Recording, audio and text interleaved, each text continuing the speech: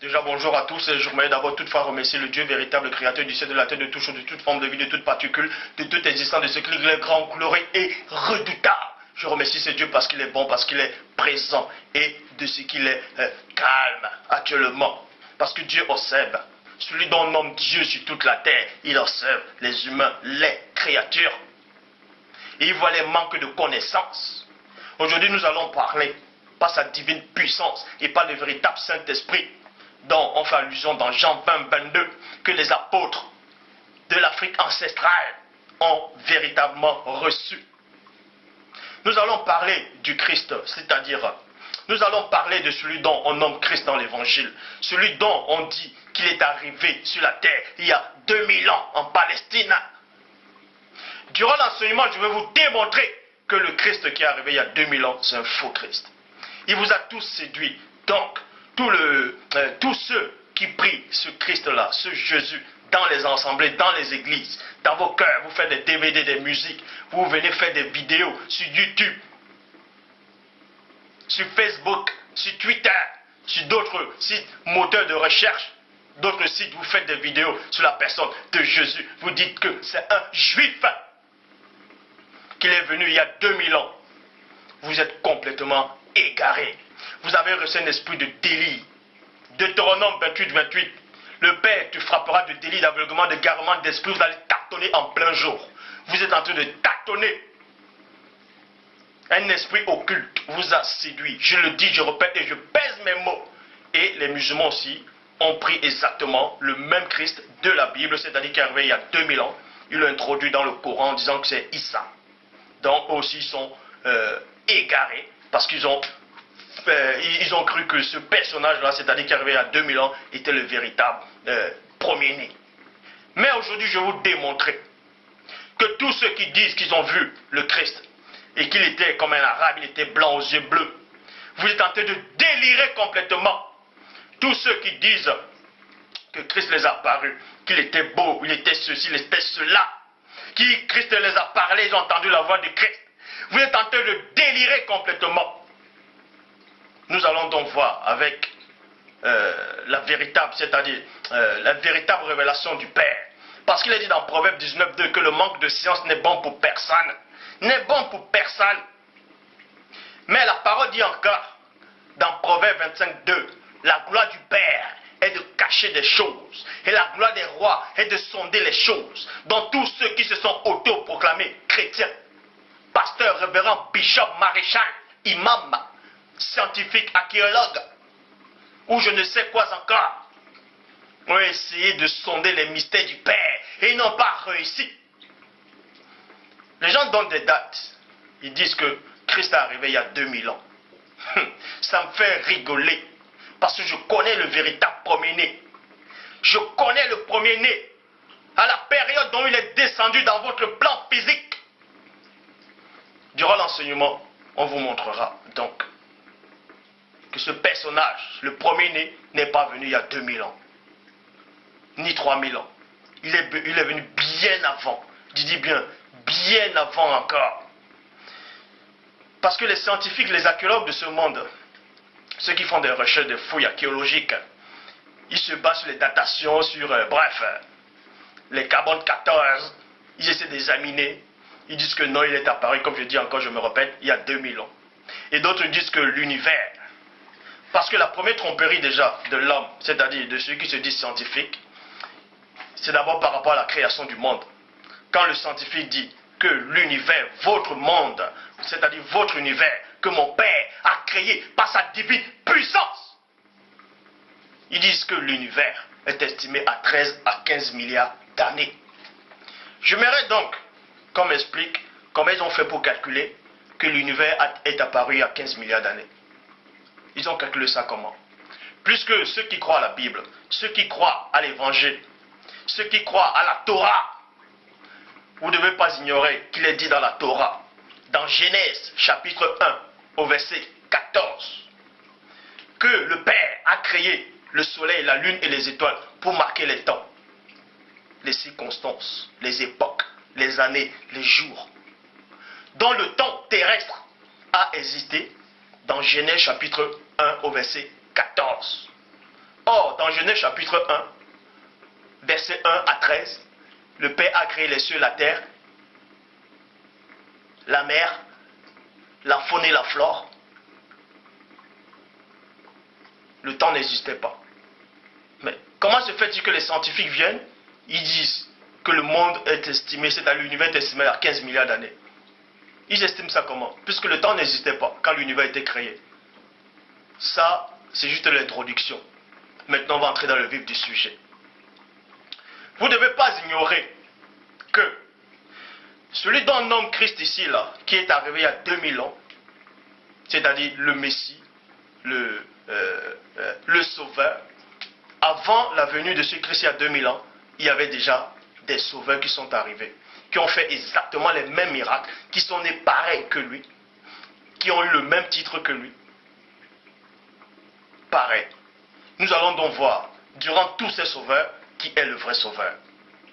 Parce que vous savez qu'il y a plein de gens maintenant qui se disent inspirés, qui se disent hommes de Dieu, alors qu'ils ne connaissent même pas qui est Dieu. Qui ne connaissent même pas qui est Dieu. Ils disent qu'ils marchent en esprit. Ils ne connaissent même pas qui est, c'est quoi l'esprit.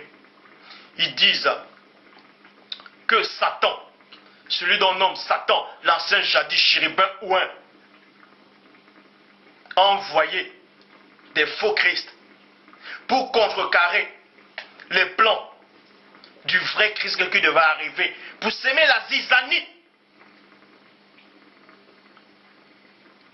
Nous allons donc voir. Parce qu'il est dit, je le dis encore, dans Jean 3,11, nous disons ce que nous savons et on rend témoignage de ce qu'on a vu. Pour ça, je vais vous donner quelques noms de ces sauveurs qui sont arrivés bien avant le Christ du christianisme. De celui, soi-disant, vous dites qu'il est arrivé il y a 2000 ans. Il y a Osiris. Osiris, c'est un sauveur dans l'Égypte, c'est-à-dire dans la mythologie égyptienne. Je vais employer le mot mythologie, et je vais aussi dire dans l'Égypte antique. Il y a eu Osiris, il y a eu Horus. Osiris était le père d'Horus. Horus, c'est celui qui a la tête du faucon. Et ensuite, il y a eu Dionysos, c'était dans la Grèce antique. Et le culte de Dionysos était célébré encore au temps des Romains. Au temps des Romains, à la période du Christ biblique. Bref. Et ensuite, il y a Mithra. Mithra, qui était toujours le sauveur dans la Perse, dans l'empire perse antique. Et ensuite, il y a Attis. Attis, c'est dans l'Asie mineure. Ensuite, il y a Antonis, qui était en Syrie. Et ensuite, Bacchus, en Italie. En Italie, c'est-à-dire c'est un dieu romain. Il correspondait à Dionysos. Bref, c'est toujours des noms, de même que dans la mythologie grecque, dans la Grèce antique, il y avait Zeus. Et les Romains prennent toujours. Et Zeus, c'est-à-dire Zeus dans la mythologie grecque, est connu sous le nom romain Jupiter. De Jupiter, est connu sous le nom romain de Jupiter. Vous voyez? Donc, c'est les mêmes divinités en fait qui reviennent, mais ils changent juste de nom. C'est pour ça que je dis que l'histoire a été troquée. Ils changent les noms des lieux de naissance. Et ensuite, il y a Krishna. Krishna, c'est un dieu en Inde. Il est bleu. Donc, on vous dit aussi c'est le sauveur. Il y a Bouddha. Il y a aussi l'histoire de Bouddha. D'autres disent que Bouddha c'est un simple homme, c'est un prince, mais pour ceux qui connaissent peut-être l'histoire de Bouddha, on vous dit Bouddha a eu 12 disciples, il a fait comme le Christ, il a marché sur l'eau, bref, on l'appelait le roi des rois, ainsi de suite. Et ensuite il y a eu Horus, comme je viens de citer Horus, c'était le fils d'Osiris. Horus aussi est né le 25 décembre d'une vierge. Et quand il était né, il est né dans une crèche aussi. Il y avait 3 rois qui sont allés le voir. 3 rois qui sont allés le voir, mais en suivant une étoile, comme le Christ biblique, en suivant une étoile. Et cette histoire s'est produite bien avant la venue de ce Christ il y a 2000 ans. Donc, l'histoire d'Osiris, vous pouvez vous renseigner, a été écrite 5000 ans, je dis bien 1, 2, 3, 4, 5000 ans avant le christianisme. Et la Torah, c'est-à-dire l'Ancien Testament, la Torah qui veut dire la loi, a été écrit, selon les historiens, selon les biblistes, a été écrit, selon les archéologues, a été écrit 800 ans avant le christianisme. Donc, l'histoire d'Osiris est plus ancienne que la Torah et que le christianisme. Vous voyez. Donc, et ensuite, il y a, comme je dis, Horus. Horus, il a fait exactement comme le Christ de la Bible. Il est entré avec, bref, on va lire. Il y a Prométhée. Prométhéo. Bon, nous allons donc commencer par rapport à Osiris.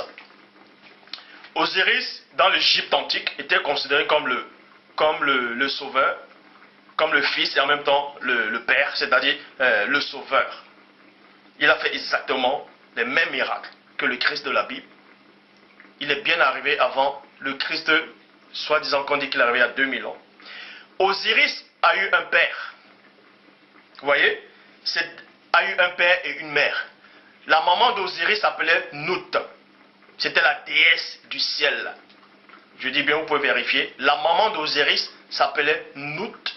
C'était la déesse du ciel. C'est pour ça que les catholiques romains actuels et les catholiques babyloniens ici, ils disent que Marie est la mère de Dieu. Et ils dessinent Marie, c'est-à-dire la reine du ciel. Parce que cette histoire s'est déjà produite bien avant, des temps anciens. Donc, Osiris, fils de Nout, déesse du ciel, a engendré Osiris avec l'aide de Geb. Geb qui était le dieu de la terre. Donc, Geb est le papa d'Osiris. Maintenant, la maman d'Osiris trompait le papa d'Osiris avec le dieu lunaire, qui s'appelait Thoth. Thoth était le dieu lunaire dans l'Égypte antique. Il trompait, c'est-à-dire couchait avec la maman d'Osiris. Donc la maman d'Osiris commettait l'infidélité. Elle commettait l'infidélité. Donc elle trompait son mari, elle trompait le papa d'Osiris. Ensuite, nous allons aller chez Dionysos. Dans la Grèce antique, Dionysos était le fils de Zeus. Zeus, dont on fait même allusion à Zeus dans Actes des Apôtres. Quand Paul était avec son compagnon de service, il y a un miracle qui s'est produit. Les gens de la ville ont dit, voilà, Jupiter et Mercure. Parce que Mercure, c'est Hermès. C'est Hermès. C'est le messager des dieux. Et Jupiter, c'est Zeus dans la mythologie grecque. Et chez les Romains, on l'appelle Jupiter. Posez-vous la question pourquoi, soi-disant, vous dites les planètes existent, il y a 9 planètes, la plus grande planète c'est Jupiter. Posez-vous la question. Bref. Donc, Dionysos était le fils de Zeus et d'une mortelle qui s'appelait Sémélé. Sémélé. Et on vous apprend que Dionysos, il couchait avec un jeune garçon. Donc il avait des rapports sexuels avec un homme. Parce que la Torah interdit cela dans Lévitique 18, 22. C'est une abomination. Mais ce sauveur-là, parce que Dionysos aussi était le dieu du vin, il a fait exactement les mêmes miracles que Christ. Bon, on disait en ce temps que c'était lui le Christ, parce que Christ, ça veut dire sauveur, si vous voulez. C'était le oint. Donc, on disait que c'était lui le Messie. Et ce Messie-là avait eu des rapports sexuels avec un garçon qui se nommait Ampélos. Donc, le mystère c'est quoi? C'est que Zeus a engendré Dionysos, c'est-à-dire Zeus a engendré le Messie, selon la mythologie grecque et romaine. C'est qui Zeus? Parce que selon les historiens, on vous dit que Zeus était Dieu le Père et Dionysos était le Christ. Nous allons donc voir l'origine de chacun. Zeus lui-même a eu des frères et des sœurs, si vous ne savez pas. Zeus a eu des frères et des sœurs. Et le papa de Zeus était connu sous le nom de Titan, c'est-à-dire de Chronos. Chronos est un titan. Et Chronos était le dieu du temps et de l'espace. Il représentait le temps. Et on vous apprenait que Titan mangeait et dévorait ses enfants. C'est pour ça qu'il est dit dans Nombre 13, à partir du verset 32. Quand les enfants d'Israël sont allés parcourir le pays, ils ont décrit ce pays, ils ont dit, c'est un pays qui dévore ses habitants. Nous avons vu des géants, les Aknaks, de la race des géants. Et nous étions à les yeux et à l'œil comme des sauterelles. Et dans le secret du livre d'Enoch, il est dit que ces géants-là dévoraient les humains. Donc, je apprends que le père de Zeus, c'est un titan. Et il dévorait ses enfants. Et le père de Zeus, c'est-à-dire Chronos lui-même, avait eu des frères et des sœurs. Dans le panthéon déchu des dieux grecs, d'autres disaient qu'il y avait 12 titans, et d'autres disaient qu'il y avait 14 titans. Toujours est-il qu'il y avait 6 titans mâles et 6 titans femelles. Bien avant que Zeus ne soit, bien avant que ce Messie-là aussi ne soit Dionysos.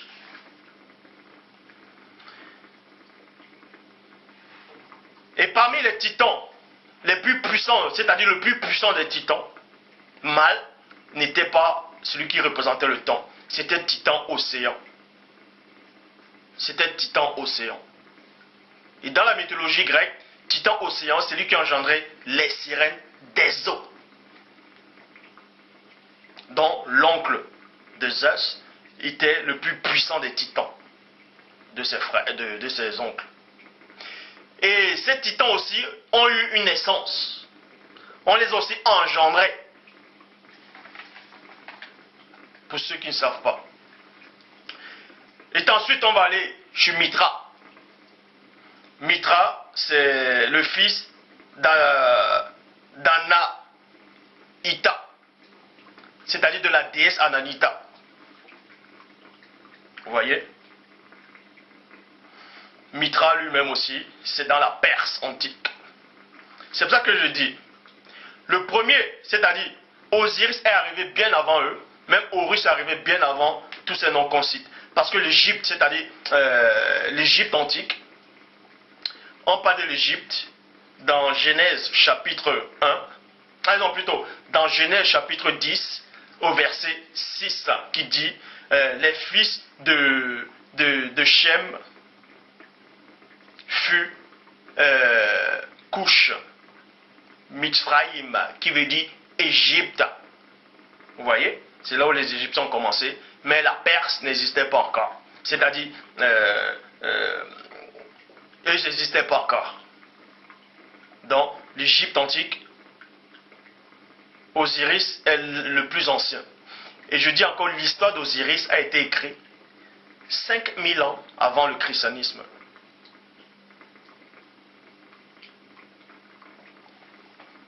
Et ensuite, il y avait Attis, c'est toujours un dieu sauveur, c'est toujours le Messie. Donc, dans chaque civilisation, dans chaque époque, il représente un Messie, un sauveur, qui est né pareil, qui a fait exactement les mêmes miracles, qui est mort, qui a ressuscité le 3e jour, et qui reviendra juger les morts et les vivants. Qui a même eu le baptême d'eau, qui a eu 12 disciples, ainsi de suite.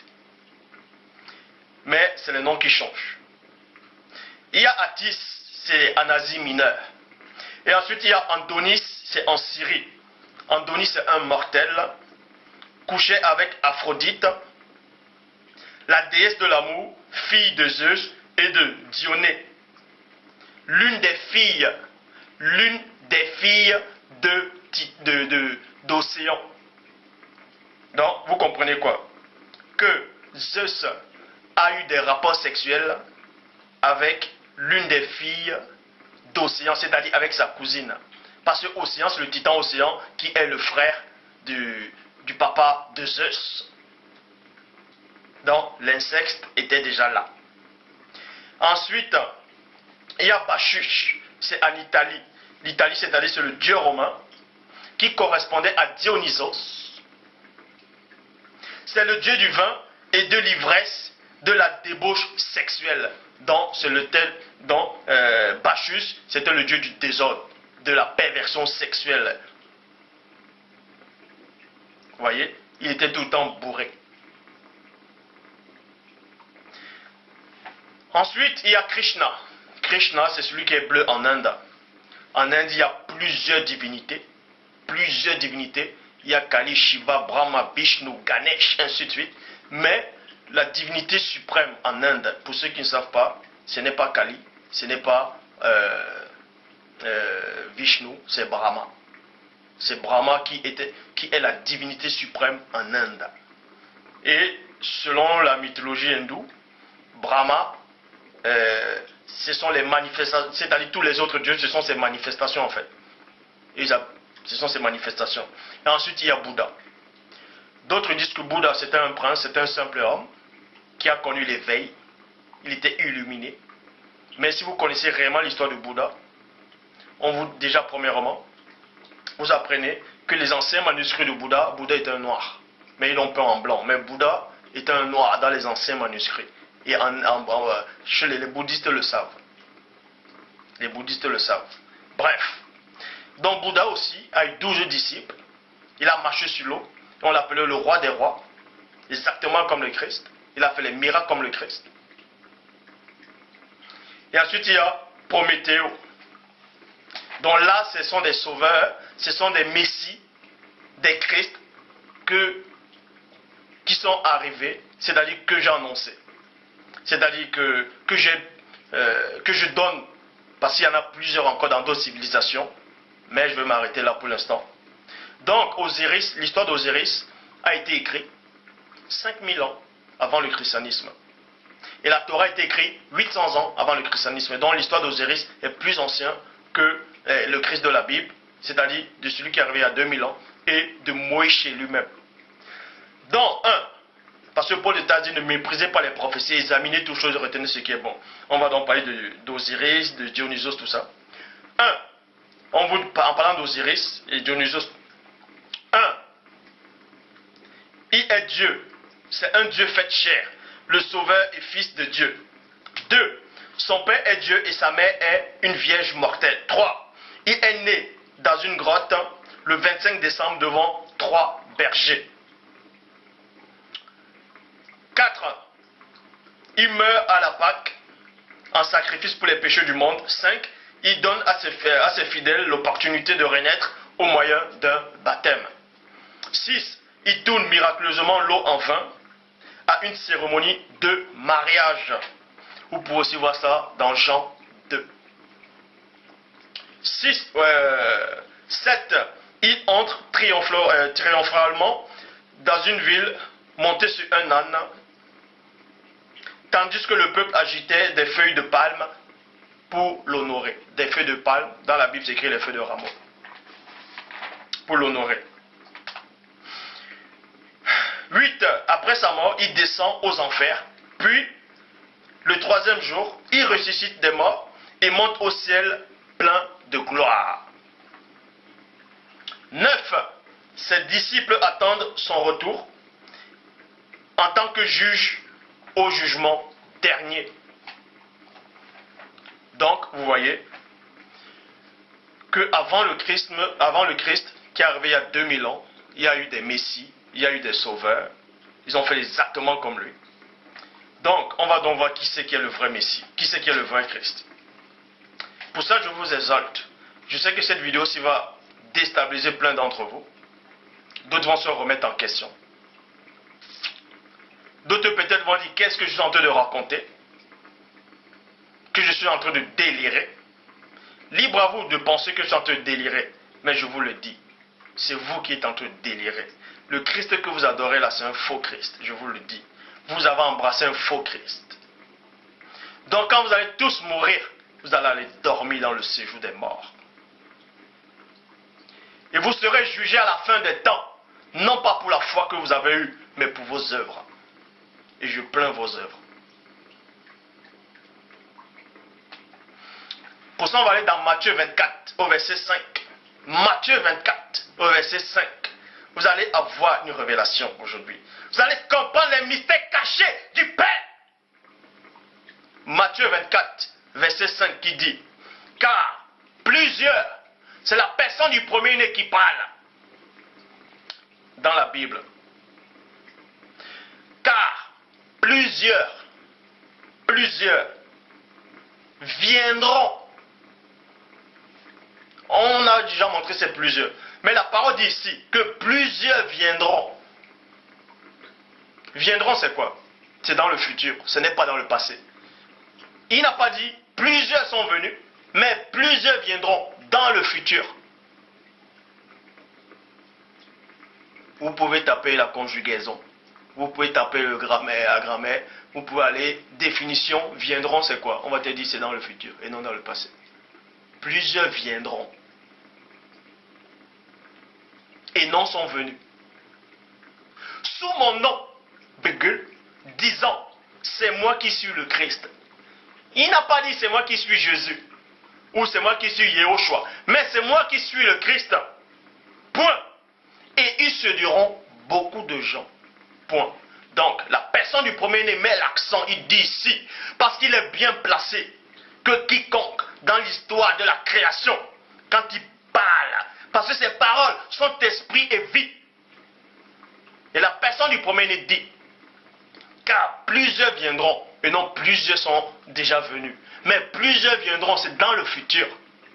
Donc il disait qu'il y aura plusieurs faux Christ qui vont venir, qui vont faire des miracles, ils vont séduire beaucoup de gens. Je vais aller dans la Bible second 21 qui dit, en effet, beaucoup viendront. En effet, beaucoup viendront sous mon nom et diront deux points, c'est moi qui suis le Messie. Et ils tromperont beaucoup de gens. Matthieu 24, 24 dit, car il se lèvera, c'est dans le futur, et non il s'est levé. Et on sait que l'histoire d'Horus a été écrite 5000 ans avant le christianisme, donc avant votre Jésus que vous adorez là.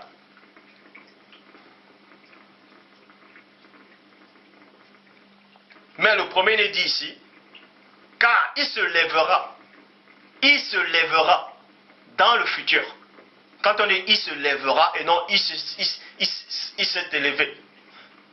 Il se lèvera de faux Christ et de faux prophètes et ils feront, et non et ils ont fait, et ils feront de grands signes et des prodiges à tel point que s'il était possible, ils tromperont les élus même.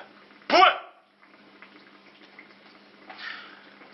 Matthieu 24, verset 26 dit, c'est pourquoi si l'on vous dit, et non si l'on vous avait dit, mais si l'on vous dit, deux points.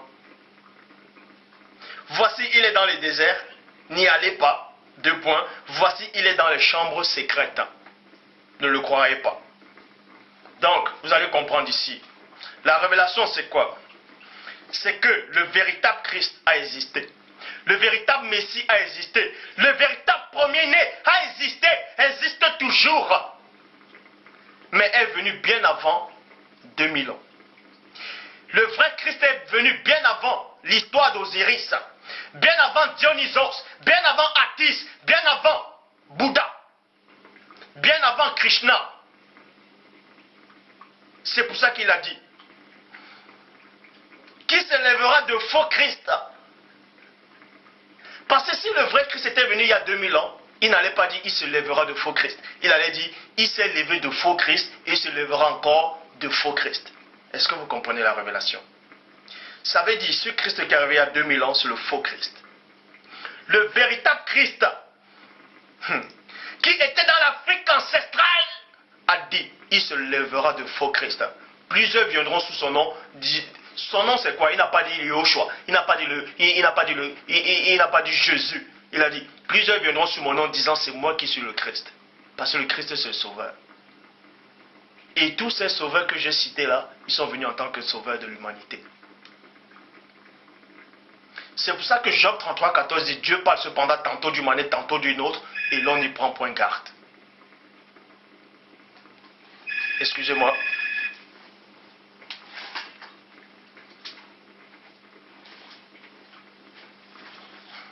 Donc, c'est pour ça que j'ai dit, Job 33, 14, que le Père parle cependant tantôt d'une manière, tantôt d'une autre, et l'on n'y prend point garde.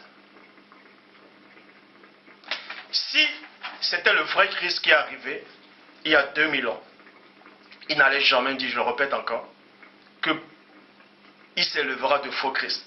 Toutefois, en sachant qu'il y a eu déjà des faux Christ qui sont arrivés et qui ont séduit des gens, qui ont mis le doute dans des gens actuellement, il allait plutôt dire, il s'est levé de faux Christ et il se lèvera encore d'autres faux Christ. Parce que quand il dit, il se lèvera de faux Christ, ça veut dire qu'avant lui, il ne s'est pas levé de faux Christ.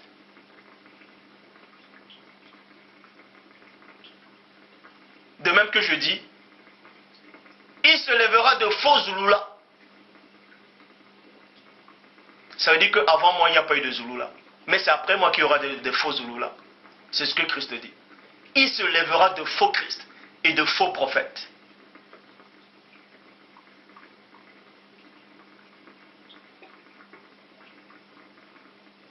Donc, l'histoire du Christ a été plagiée dans chaque époque, dans chaque civilisation. Donc le Christ que vous adorez là, c'est un faux Christ.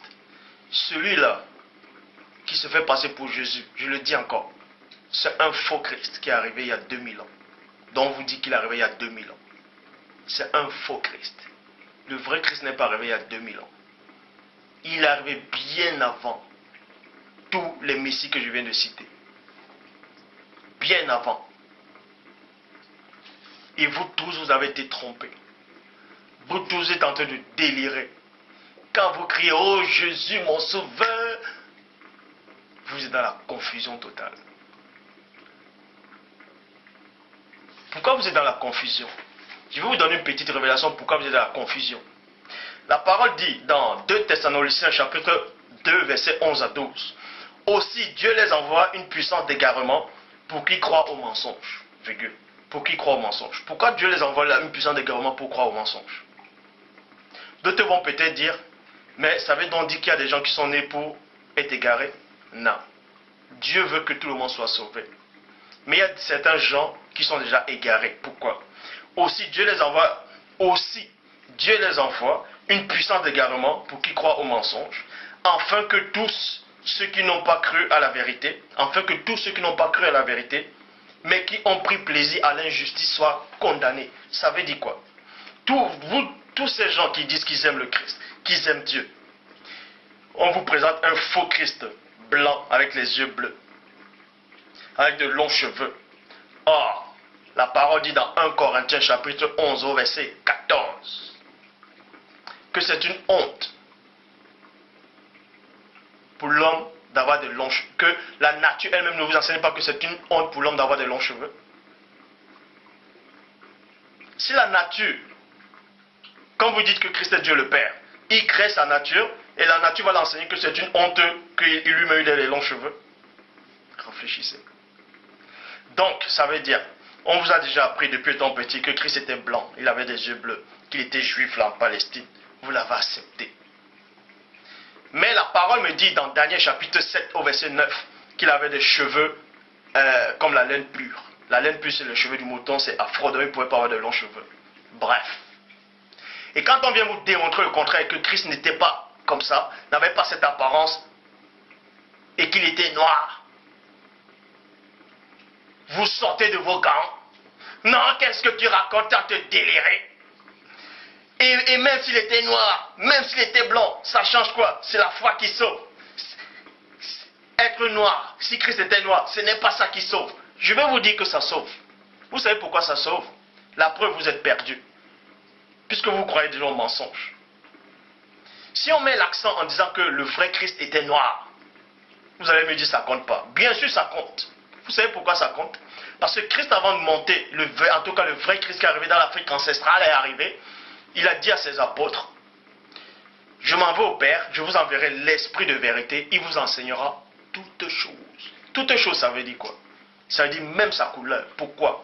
Parce que, pourquoi c'est important de dire que Christ était noir et le prouver et de le démontrer? Tout simplement, parce que ce faux Christ blanc est arrivé il y a 2000 ans. Celui dont on l'a inventé. Celui dont les Romains, les faux juifs là, ont pris déjà d'autres récits. Ils ont pris ça chez Dionysos. Et Dionysos aussi, ils ont pris ça dans l'Égypte antique. Et l'Égypte aussi antique aussi a pris ça encore. C'est ce Christ-là que vous venez adorer. Parce que vous avez reçu un esprit de garement pour croire au mensonge. Parce que si vous savez, si vous avez la révélation qu'il était noir, vous n'allez pas accepter ce faux Christ-là. Tous les Christ qui se lèvent ici actuellement, ils sont tous blancs. Et ça ne vous fait pas un tic.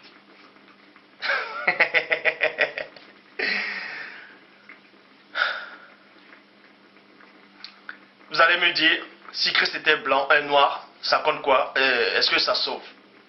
Mais, puisque vous ne croyez pas qu'il était noir, vous êtes perdu. Puisque vous avez cru à un autre Christ, vous avez cru à un autre Christ, à un faux Christ, qui est arrivé il y a 2000 ans. Blanc. Depuis quand Christ est blanc? Depuis quand Christ est arabe?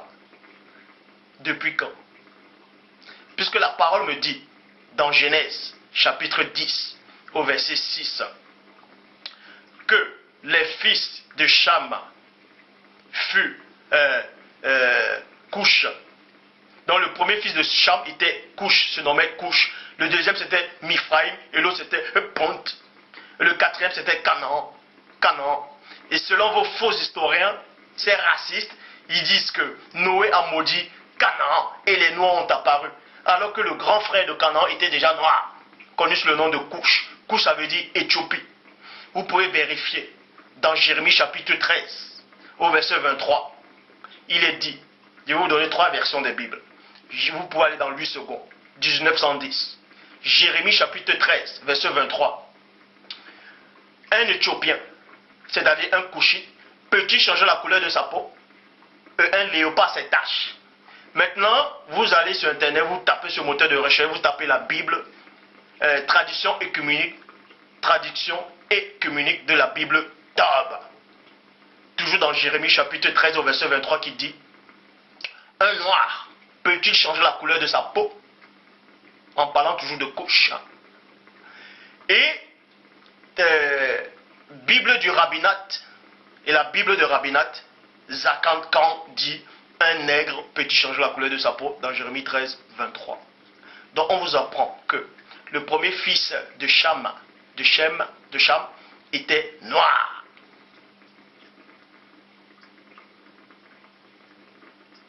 Donc, l'Égypte aussi, Méphraïm aussi était noir, Ponte était noir et Canaan aussi était noir. Donc ses enfants aussi étaient noirs. Les frères de Cham aussi étaient noirs, puisque Noé lui-même était noir. Parce qu'un couple de blancs ne peut pas coucher les enfants noirs. Ce n'est pas possible. Non, ne me sortez pas que peut-être qu'il y avait du métissage dans le... Ça, je ne parle pas de ça. Moi, je dis un couple blanc authentique, qui n'a pas connu peut-être les noirs dans les ancêtres, tout ça là. Un couple noir, un blanc, ne peut pas accoucher des enfants noirs. Ce n'est pas possible. Ce n'est pas possible. Comment se fait-il que Noé, vous dites qu'il était blanc ou arabe, peut accoucher des enfants noirs? Mais expliquez-moi. Et on vous dit dans Matthieu, chapitre 1 au verset 3, que Christ est sorti de la lignée de Canaan, soi-disant ce Canaan qui a été maudit et les noirs apparus. Christ est sorti de cette lignée-là. Et pourquoi vous le dessinez avec les yeux bleus, un blanc aux yeux bleus? Vous voyez? Parce que vous voulez modifier tout. Quand on dit qu'il est noir, ça vous dérange. Ça vous dérange parce que vous ne croyez pas à la vérité, vous n'avez pas l'amour de la vérité. Parce que le Saint-Esprit donne les révélations, il vous révèle toutes choses. C'est une vérité. La vérité, c'est que si Christ est noir, on dit qu'il est noir, et ça vous dérange, ça veut dire que vous n'avez pas cru à cette vérité-là. Si vous n'avez pas cru à cette vérité-là, vous n'êtes pas de Dieu. C'est aussi simple que ça. Cette vidéo-ci va vous choquer. Je souhaite que ça soit ainsi. Parce que c'est le Père qui lui-même qui a permis que je fasse cette vidéo aujourd'hui. C'est pour vous démontrer que le Christ que vous adorez là, le Christ dont vous chantez là, tout ce Christ que vous avez là, c'est le Christ qui est arrivé il y a 2000 ans et c'est un faux Christ. Je le dis encore. Donc tous ceux-là qui font des vidéos sur Internet là, en disant Jésus, Jésus, est arrivé il y a 2000 ans. Le vrai Christ, je vous le dis, de l'Afrique ancestrale, va s'occuper de vous à la fin des temps. Le vrai Christ qui a souffert va s'occuper de vous. Je le répète encore, Matthieu 24, 24. Il se lèvera, c'est dans le futur. Or, les autres Christ sont arrivés dans le passé. Parce que Christ allait dire, ils se sont élevés dans le passé, ils se lèveront encore dans le futur. Donc, quand il disait, il se lèvera, il était dans un point, il était le seul Christ qui était venu sur terre. Et il dit maintenant, après lui, il y aura d'autres Christ. Et non avant lui. Et si l'histoire d'Osiris a été écrite 5000 ans, avant le Christ de 2000 ans, si l'histoire d'Osiris a été écrite il y a 5000 ans, 5000 ans,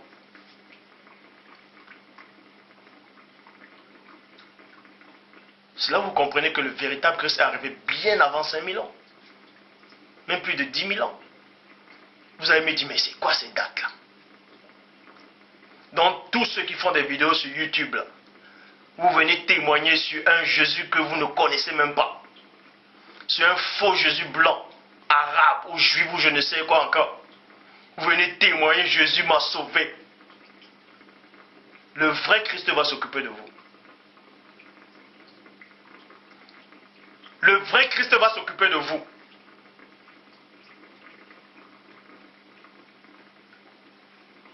Je vous le dis encore.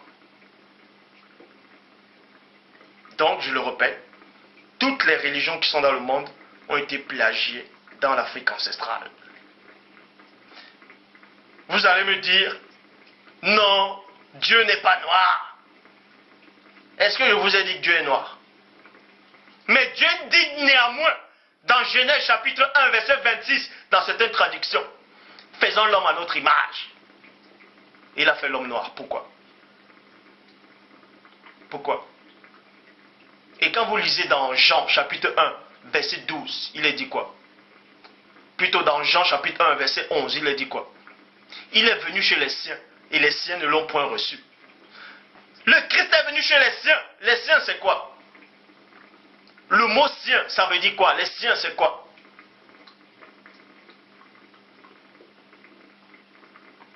Donc, quand vous venez parler, faites attention. Faites vraiment très très attention. Parce que la prophétie est en train de se réaliser. Ésaïe 19 au verset 20 est en train de se réaliser. La prophétie se réalise. Donc tous ceux qui pensent que là, à Palestine, c'est le peuple, le véritable peuple de Dieu, vous êtes en train de délirer complètement. Vous, des faux pasteurs. Déjà, il n'y a pas de pasteur. Il n'y a pas de pasteur. Le mot pasteur a été inventé par ceux qui ont copié le véritable histoire du Christ, de l'Afrique ancestrale. Vous venez faire des vidéos, vous racontez, non, Jérusalem est en train d'être investi, ça veut dire que Christ est proche. Mais il est proche où? Il est proche quand? La parole, si vous lisez bien la parole dit quoi? Je rassemblerai toutes les nations contre Jérusalem. Toutes les nations. Là, à Jérusalem, là. Est-ce que toutes les nations sont contre Jérusalem? La France est avec Jérusalem. Ce sont des nations. L'Amérique est avec Jérusalem. Mais la parole me dit que je rassemblerai toutes les nations. Toutes les nations ne sont pas contre Jérusalem. Donc, vos prophéties là,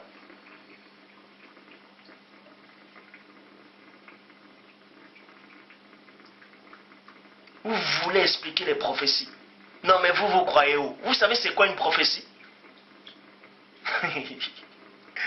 Vous savez c'est quoi une prophétie? Donc, faites attention.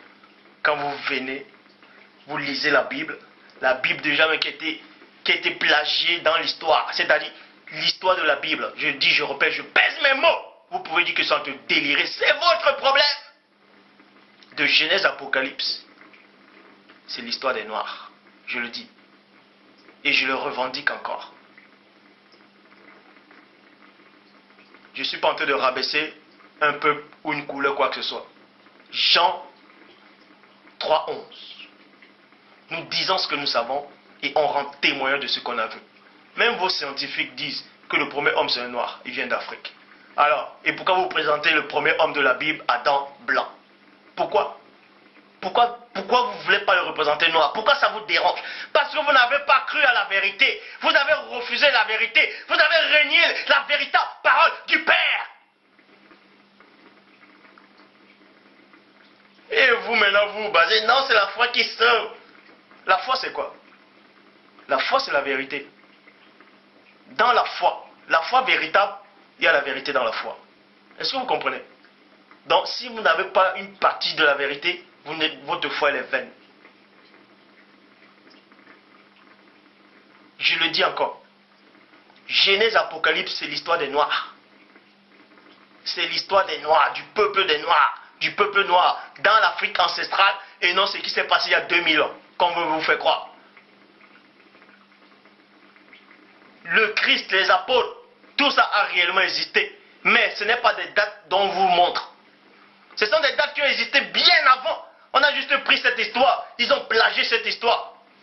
Ils ont fait croire que c'est là que c'était né. Je vous ai démontré que Shinéa, c'est-à-dire à Babylone, se trouvait dans l'Afrique ancestrale. Et vous dites que ce n'est pas en Afrique. Les archéologues, les faux juifs viennent vous montrer le contraire. Et vous acceptez.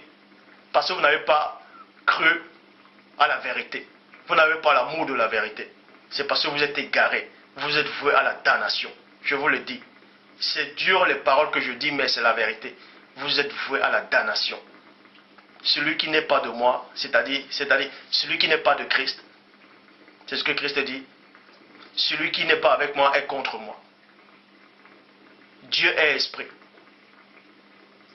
Jean 4, 24. Et dans le verset 23, il est dit, tous ceux qui là, c'est-à-dire les vrais adorateurs adoreront le Père en esprit et en vérité. La vérité, c'est quoi? Vous n'allez pas accepter une vérité et refuser l'autre vérité et la modifier. En modifiant la couleur du Christ, vous êtes complètement contre le Père. Parce que Dieu lui-même sait pourquoi il a créé le premier homme noir. Que cela vous dérange ou pas, c'est votre problème. Dieu est tout puissant, il sait pourquoi il a créé l'homme noir en premier. Il sait pourquoi. Alors, vous voulez changer ça, pourquoi? Pourquoi vous voulez changer ça? Pourquoi ça vous dérange quand on vous dit Christ est noir ou les apôtres sont noirs? Pourquoi ça vous ronge? Alors que depuis étant petit, les missionnaires sont allés en Afrique, ils ont dit que Christ était blanc avec les yeux bleus, les noirs ont accepté, ils ont néanmoins adoré. Mais quand on vous dit le contraire, ça vous dérange, parce que vous n'avez pas la vérité en vous, vous n'avez pas l'amour de la vérité. Celui qui est de Dieu, même si on le démontre que Christ était un Chinois, ça ne va même pas le déranger. Ça ne le dérangera pas. Celui à qui ça dérange, c'est parce qu'il n'est pas de Dieu. C'est comme ça et c'est pas autrement. C'est comme ça et ce n'est pas autrement. C'est comme ça et ce n'est pas autrement. Donc posez-vous la question. C'est la raison pour laquelle vous êtes tout le temps troublé. Parce que ce faux Christ blanc qui est arrivé il y a 2000 ans vous a troublé. Il vous a séduit. Vous a fait croire que c'était lui que le Père a envoyé.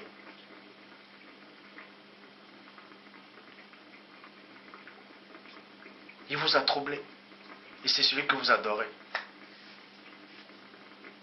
Vous n'avez même pas la jugeote de réfléchir. Et les musulmans, s'ils viennent, ils prennent toujours le même Christ qui avait il y a 2000 ans, ils le mettent dans le Coran, ils disent que c'est Issa. Tous sont trompés. Vous tous vous êtes trompés. Je vous le dis encore. Vous allez tous mourir. Vous allez tous mourir. Vous allez dormir, vous allez partir dans le séjour des morts. Et vous allez ressusciter à un jour que personne ne connaît. Je dis bien, à un jour comme ça que personne ne connaît. Vous passerez devant le jugement, devant le trône. Non pas pour votre foi, mais pour vos œuvres. Parce qu'il est dit, mon juste vivra par la foi. Le véritable Christ, c'est-à-dire le véritable premier, il est dit, mon juste vivra par la foi. Celui qui est juste, c'est quoi? C'est celui qui pratique la vérité. C'est celui qui est droit devant le Père. Il aime la vérité. Et la vérité ne le trouble pas. Il dit, mon juste vivra par la foi et non par les œuvres. Dans tous ceux que la vérité dérange, vous serez jugé par vos œuvres.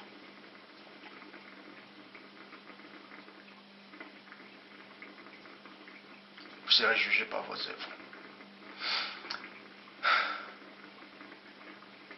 Le premier-né, quand il est remonté, après sa venue sur terre, il nous a prévenu que ça allait être comme ça, dans le monde où je descends. Ça allait être comme ça. Maintenant, libre à vous de penser ce que vous voulez. C'est votre choix. Parce que le Père, mon Père, a créé l'homme, c'est-à-dire il a donné une partie de libre arbitre à l'homme. Libre à vous de penser ce que vous voulez. Vous pouvez penser ce que vous voulez. Vous pouvez dire que je délire. C'est dans votre tête que ça se passe. Parce que quand vous dites que je délire, d'autres gens diront toujours, d'autres gens aussi disent le contraire. Ils disent que Dieu m'a véritablement envoyé. Donc, c'est pour vous montrer que vous pouvez penser ce que vous voulez. C'est votre problème. Mais moi, je sais une chose. Tant que vous n'avez pas encore atteint un degré de conscience absolu qui surpasse l'attendement humain, même l'attendement angélique, vous serez toujours trompé. Vous serez toujours trompé. Vous serez toujours trompé.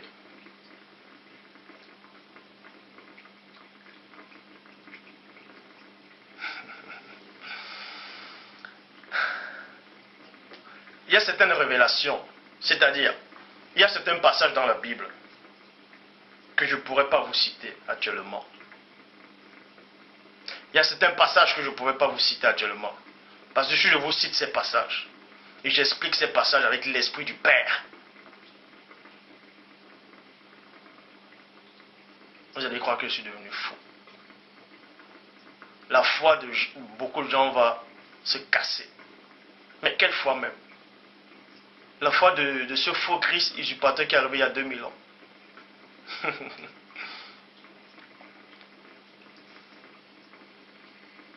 Donc je vous laisse donc digérer cette vidéo. Il y a certaines choses par rapport à la couleur que je ne pourrais pas dire pour l'instant. Donc je vous donne un verset pour méditer. Pourquoi je ne peux pas dire certaines choses par rapport à la couleur? Pourquoi Dieu a choisi la couleur noire? Pourquoi Dieu a choisi la couleur noire? Pourquoi Dieu a créé la couleur noire en premier? Mais je vous donne néanmoins un verset pour méditer. Jean chapitre 16 au verset 12. Jean chapitre 16 au verset 12. Méditez bien sur ça d'abord.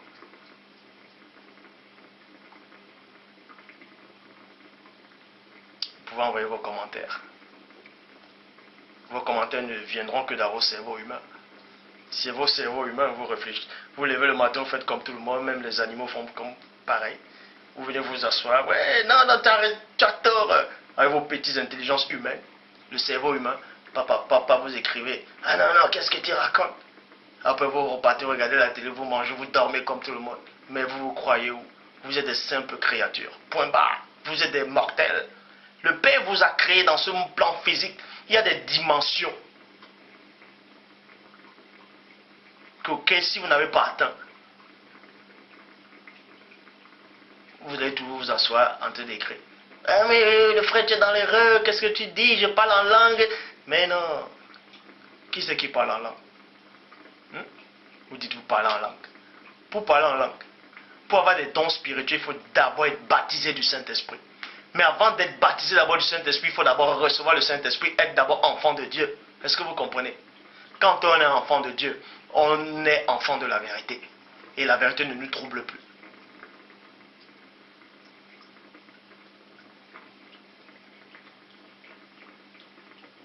Vous allez me dire alors, qui a donc tué le Christ? Si le Christ n'est pas venu il y a 2000 ans là.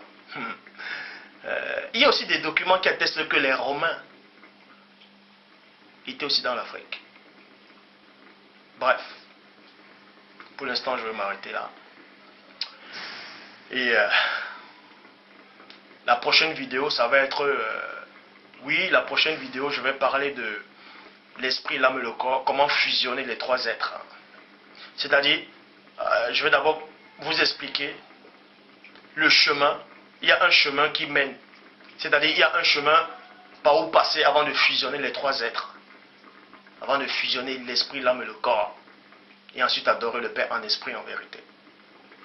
Que le Père Tout-Puissant, dans sa divine puissance, soit glorifié, magnifié, exalté.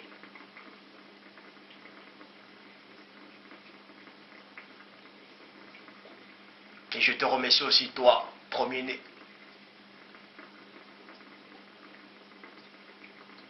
de ce que tu as accepté la mission dont le Père t'avait confiée. Je te remercie, premier-né, de ce que tu gardes ce mystère.